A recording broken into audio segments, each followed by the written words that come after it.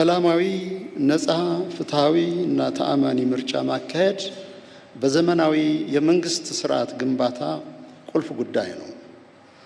ከቅርብ ዓመታት ወዲህ በሀገራችን የሀገረ መንግስት ግንባታ ሂደት ውስጥ የዲሞክራሲ ባህልን ማደስ፣ ተቋማትን በገለልተኝነትና በነፃነት ማጠናከር ዋነኛው ትኩረት እየሆነ መምጣቱ ግልጽ ነው።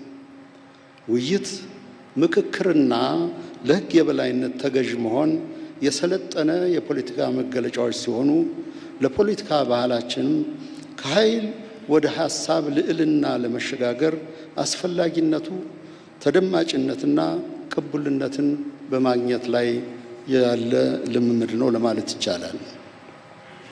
ለዚህም አብነቱ በዚህ በሰባተኛው ሀገራዊ ምርጫ በምርጫ ዝግጅት፣ ምርጫው በተካሄደበት ዕለት እንዲሁም ከምርጫው በኋላ በመከናወን ላይ የሚገኙ ተግባራት ውጤታማና ስኬታማ ሆነው መፈጸማቸው ለሰለጠነ የሐሳብ ፖለቲካ ተራክቦት ያለንን ዝግጁነትና ራዕይ የሚያሳይ ነው።